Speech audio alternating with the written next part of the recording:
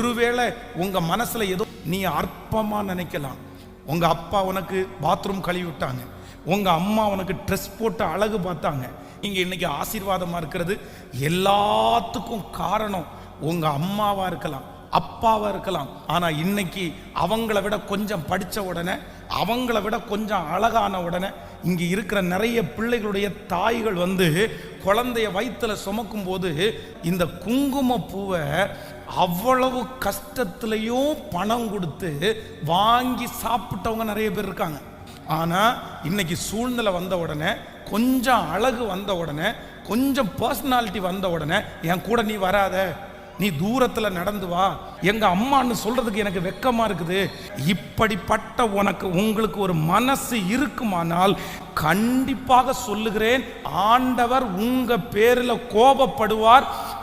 ஆண்டவர் உங்களுக்கு சொல்லி காமிப்பார்.